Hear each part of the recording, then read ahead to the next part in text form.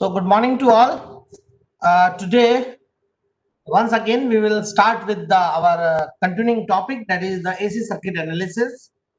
Uh, what we have learned yesterday, okay, that we have talked about the so-called the phasor algebra, okay, and in the phasor algebra, we have learned a lot that how to represent the AC quantities by phasors. So in phasors, we have a magnitude, we have a uh, angle also, and this angle is nothing but it is representing time the time of the AC quantity. So just a table is there in front of you. You can see that in time domain we represent, suppose, a voltage by Vm cos omega t plus phi. Okay, then we represent it by like this. Now there I have used from a book which is using cos as a reference. Okay, so anything but in general in Indian books, or we Indians used to have the sinusoidal. So if I consider Vm sin omega t plus phi as Vm angle phi, then definitely sin omega t, then Vm cos omega t will become phi minus 90 degree. So likewise you can move it and you can have your own angle representation. So this is called polar form representation, and this is the time domain representation. Okay, the phasor domain is also known as frequency domain. Okay, because because this omega is there, so whatever the time domain dv by dt is there. Okay, so but in the phasor diagram it will be now j omega. You might have learned in the last class that I was saying that the impedance offered by the inductance is j omega l. Okay, so now the j omega is omega term coming means it is a frequency domain. So phasor is a frequency domain.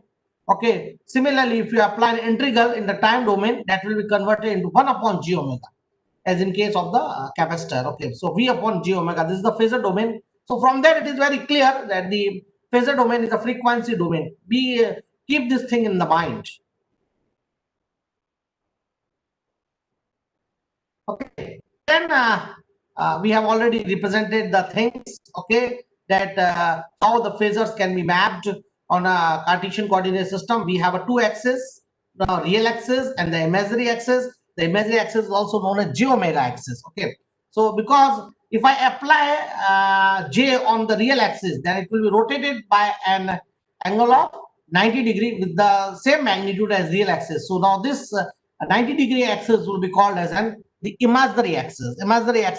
And the x-axis will be called as a real axis. So now onwards, we will not represent it by x and y axis. We will represent it by real axis and the imaginary axis. Okay, and suppose a vector is there v, okay, or I, with making an angle of phi. We want to find that this we can resolve into the real part and the imaginary part. The real part will be v cos phi, and the imaginary part will be v sin phi. And together we can write down vector v is equal to, or sorry, phasor v is equal to v cos phi plus j v sin phi. Okay, so it is very clear how to represent it. Okay. We have already got in case of resistor, we have gone through that the voltage and current are in phase with each other, while in case of the inductor, in time domain, we write down v is equal to L di by dt, but in now phasor, it is v is equal to j omega Li. Now see, I have kept this phasor in bold letters. I is also in bold letters. Please look into the screen. V is in bold letters. In copy, when you will write down, you will put a bar over it, over V and I, representing that they are the phasor quantities. So you can see that the voltage leads the current by an angle of 90 degree. Now you can choose any reference. Suppose any reference. In the previous case, I have given you that I have chosen voltage as a reference and drawn the current below. I just show you that when I was explaining the behavior of the inductor, then I was taken V as a reference, V angle 0, and I as a, then I definitely lags behind by angle of 90 degrees. So it was going downward, the phasor was going downward. Now see, in this case, look toward this case, what you are finding, I have chosen an arbitrary reference. My real axis is reference, and suppose current is making an angle of phi with respect to that reference. okay, in anti-clockwise direction, then the voltage will lead by an angle of 90 degrees. So I have drawn at an angle of 90 degree the V phasor. So it is very clear that either we can speak voltage lead the current by 90 degree, or in other words, the current lags the voltage by an angle of 90 degree. And this is the standard convention. This is the standard convention that we keep the voltage as a reference and we speak out the lag and lead of the current. Okay, so phasor it is very clear. Okay, so next is our capacitor. Capacitor in case of time domain, it is represented as I is equal to C dV by dt.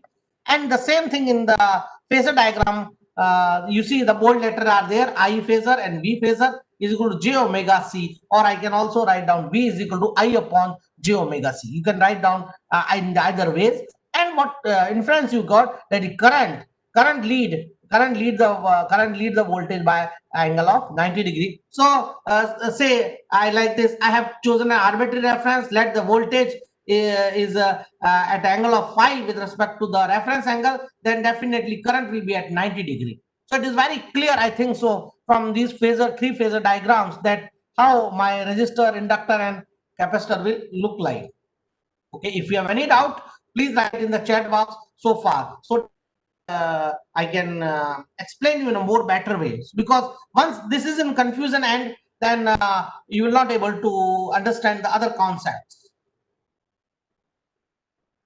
Yes, Divyarth, any problem? Okay, no doubt. Okay, so now the diagram is more clear, I think so. Okay, so in short, this is the table for you. Okay, I will share all this PPT with you. So in short, you can see that in time domain V is equal to Ri, while it is bold letter in phasor V is equal to R I phasor. Inductor for this and capacitor for this. So do remember this. Do remember all this table by heart, because it will be your useful in our so-called the analysis part.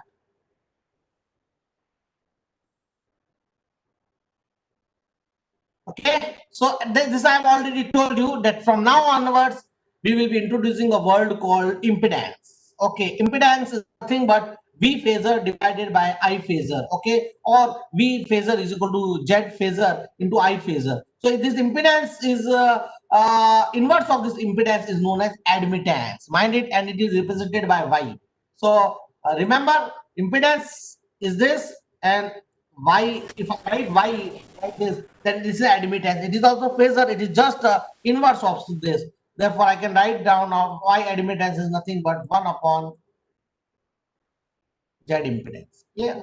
So this you have to also keep in the mind, that the admittance is just the inverse of the this. Okay. Then another question is there. That is very clear. Realize that the values obtained for impedance are only valid at that frequencies. That is very important.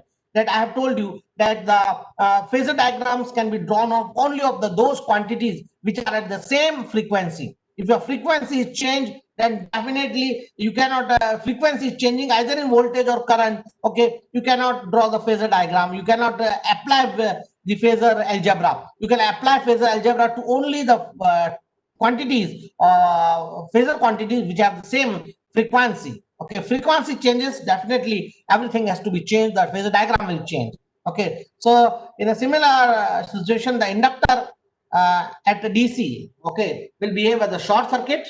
Okay, and the inductor at a high frequency will behave as an open circuit, which is very clear from the formula also by j omega L. Okay, the impedance of phasor is j omega L. So if I make omega is equal to 0, that is DC, then impedance of phasor is 0, and therefore it will behave as a short circuit. Similarly, if I make infinite frequency, then no current can pass through it, so it will behave as an open circuit. It is very clear. As far as capacitor is concerned, a reverse situation is there. At DC frequency, that is a zero frequency, the capacitor will behave as an open circuit, because the impedance offered is Z upon 1 upon Z is equal to 1 upon j omega c. So if I make omega is equal to 0, okay, because in case of ZC, it is 1 upon j omega c. So if I make omega, that is 2 pi f, f is equal to 0 at DC. Okay, the impedance offered is infinite.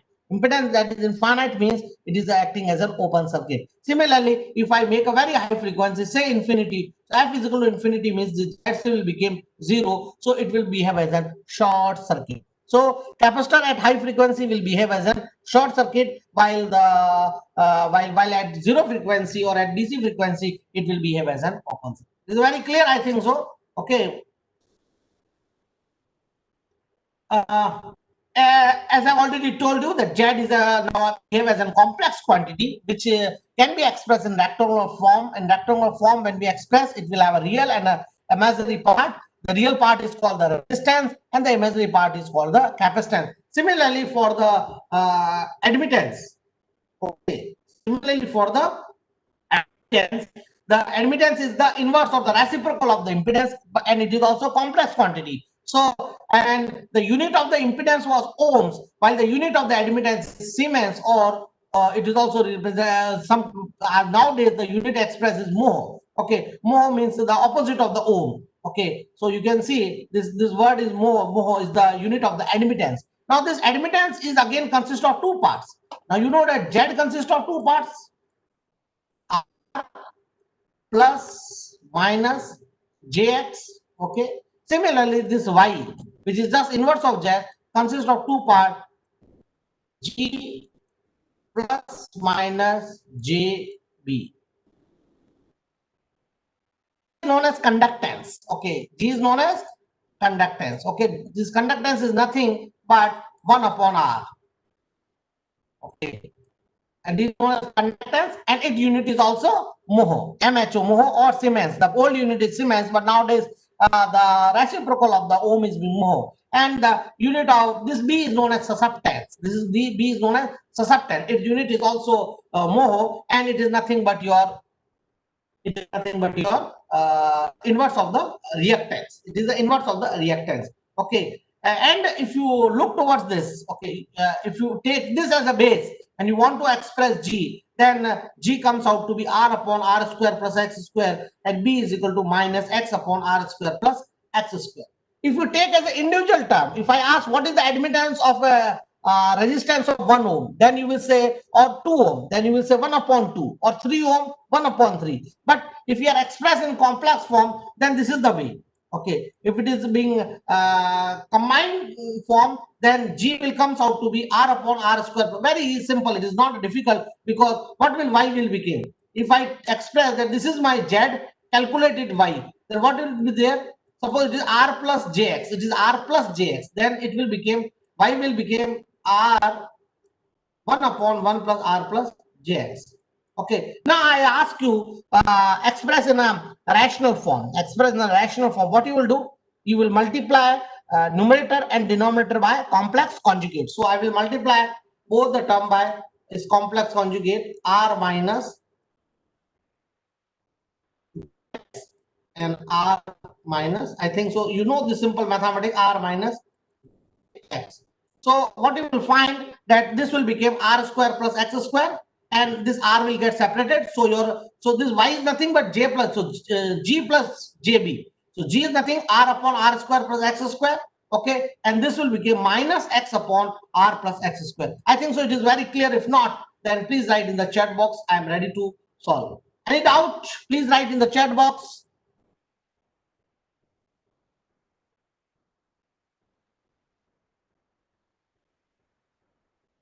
Please write in the chat box fast.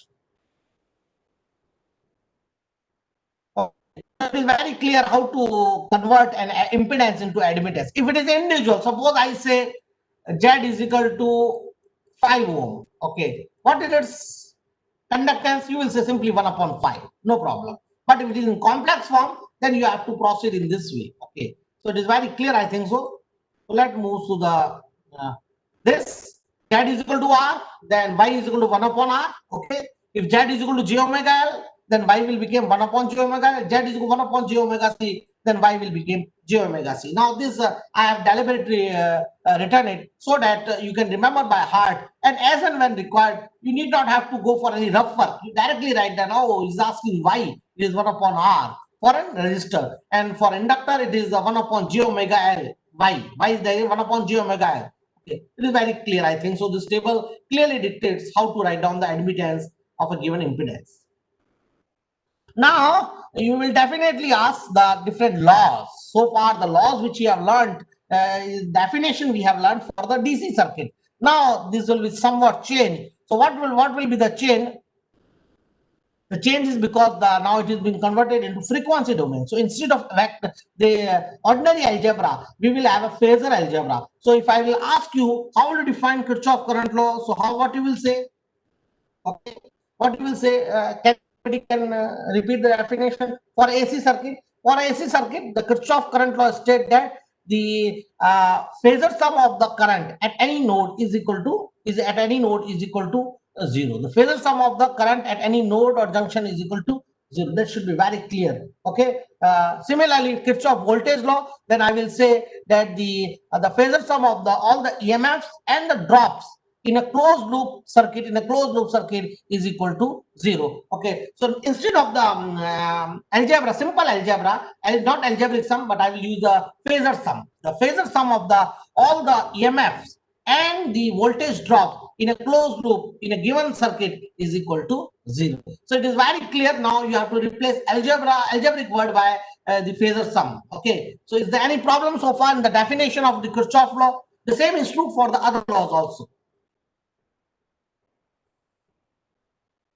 How to combine the impedance combination, that is to be very clear. Again, the same rules are there. As resistance are connected in series, then we have a Z1 plus Z2 plus Z3, sorry, R1 plus R2 plus R3. Here also, if Z1, Z2, Z3 are connected in series, then the resultant phasor is nothing but the phasor sum of the Z1 plus Z2 plus Z3. So here you can see Z1, Z2 are connected in series. So if I ask to find out what will be the net, then I will say Z1 is Z equivalent is nothing but Z1 phasor plus Z2 phasor plus dash dash dash dash dash up to plus Zn phasor. So it is very clear that if impedances are connected in series, they will follow the same law, but now it is not a simple algebraic sum or arithmetic sum, it will be a phasor sum. So you have to go for phasor sum. Now I've already told you in the last class that whenever addition or subtraction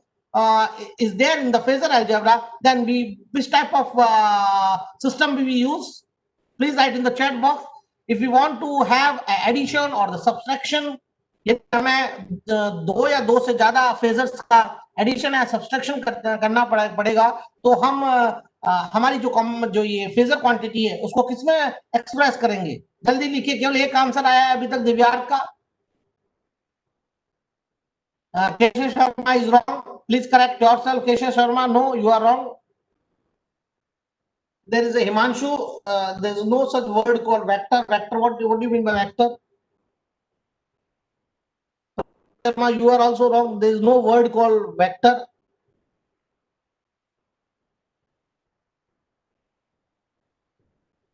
Very few people are writing the answer. It means they are either not following or they are not active. They are not attentive towards the screen. Just they have opened the mobile and roaming here and there. Because I want answer from each and everybody. मैं सभी से answer चाहता हूँ. Phasor, what do you mean by phasor, Dhananjay? Already we are doing phasor. I am asking in which method of way of you will express the complex number Z when we have to add it. Himanshu, you are wrong.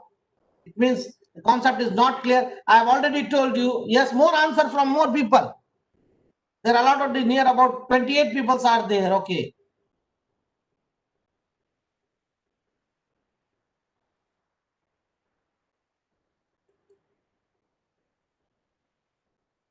Hardik Singh, correct. What do you mean by complex form? Can be in two forms, Garvesh.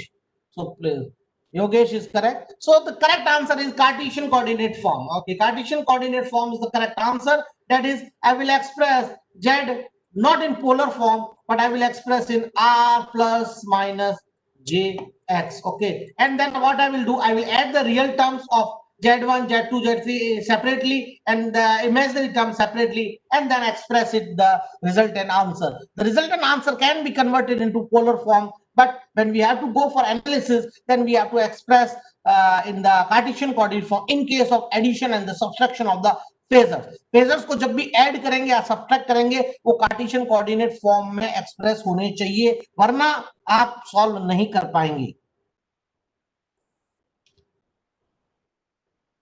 This is very clear. The same parallel law is also applies. The current division law is also there. Or sorry, voltage division is there. Suppose V is there, Z1 and Z2 are connected in series. Then what will be the voltage drop across V1? Then V1 phasor is nothing but Z1 upon Z1 plus Z2V. This is very clear. Similarly, voltage drop across Z2. V2 phasor is nothing but Z2 upon Z1 plus Z2 into V. I think so. It is very clear. The basics. If Z1, Z2 are connected in parallel, then the Z equivalent is similar to that of the resistance in case of DC circuits.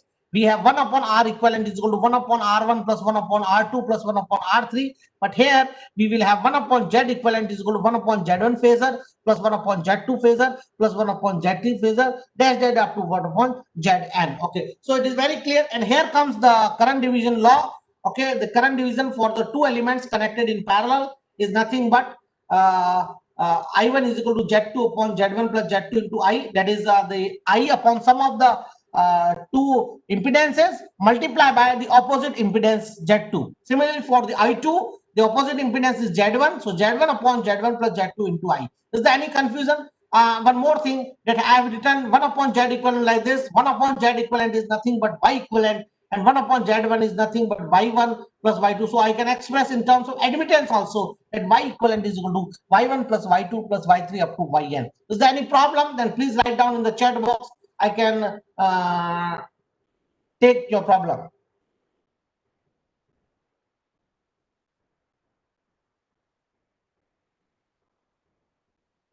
Okay, no problem. Then, okay. Star delta transformation is also the same as case in case of the resistance. You can see the three formulas. Okay, if they are connected in the delta form, then they can be converted into star form. That is Z1, Z2, Z3 with the same formula, the same tricks. Okay, and if they are connected in the star form and want to convert into the delta Z, ZC, then the same formula as in case of the resistor. So you have to remember by heart these formulas. There is no changes there, only difference is there. Now suppose here in this case, in this both case multiplication is there. Okay. So when multiplication is there, definitely which type of system you will use? You will express the phasor quantity in which form?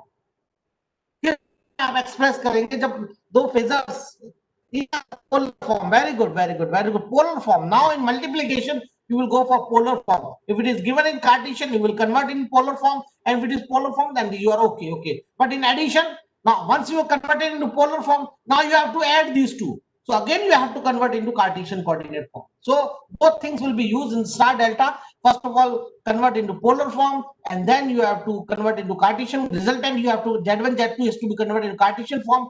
Similarly, Z2, Z3 is to be converted into Cartesian coordinate form, and Z3, Z1 is to be also converted into Cartesian. And then you have to add it. And then to solve with Z1, again, the resultant of this, you have to convert into polar form.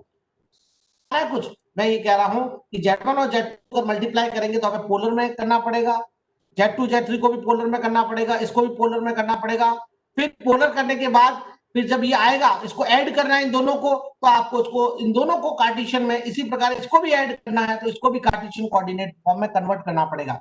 एक बार जब इनका सम आ जाएगा Cartesian coordinate में, इसको Z1 से साथ deal करने के लिए एक बार फिर आपको पोलर फॉर्म में कन्वर्ट करना पड़ेगा. तो इस प्रकार आपको कॉन्शियस रहना है कब कार्टेशियन में करना है, कब पोलर फॉर्म में करना है. Like this way. Is this clear?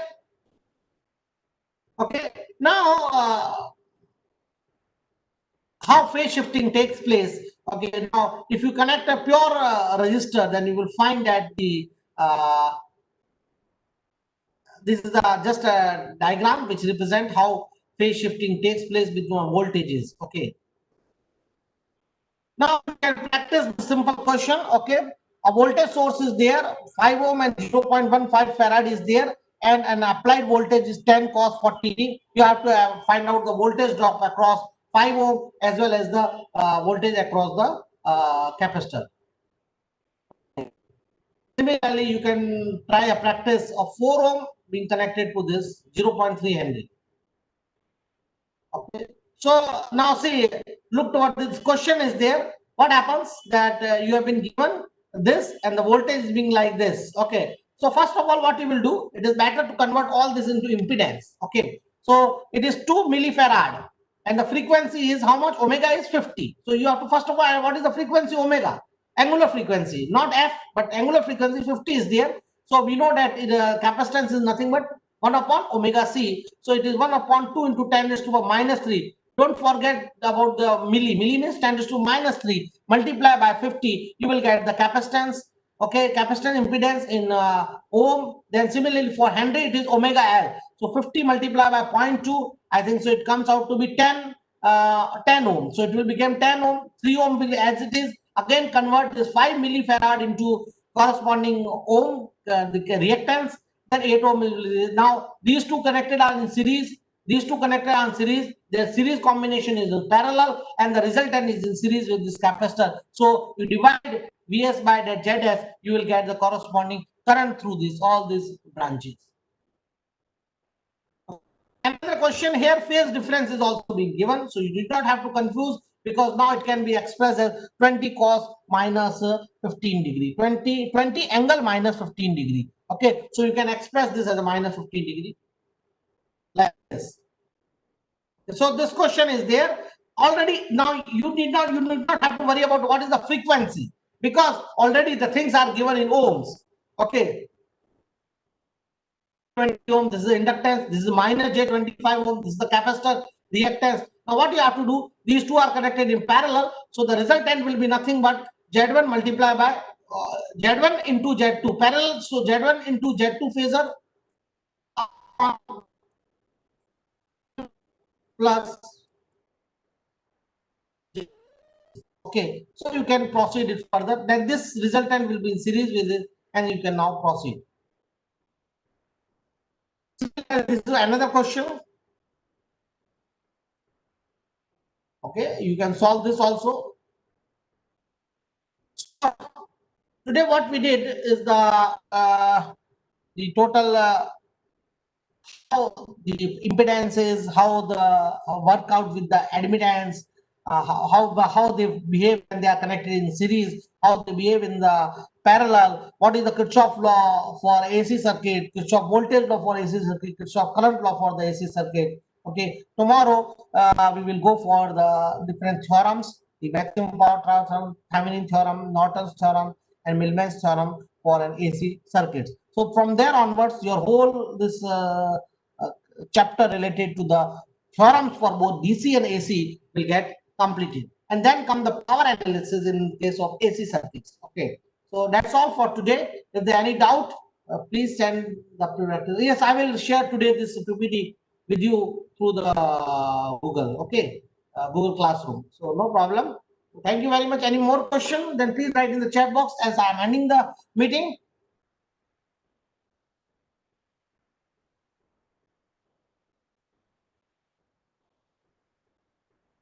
Okay, thank you very much.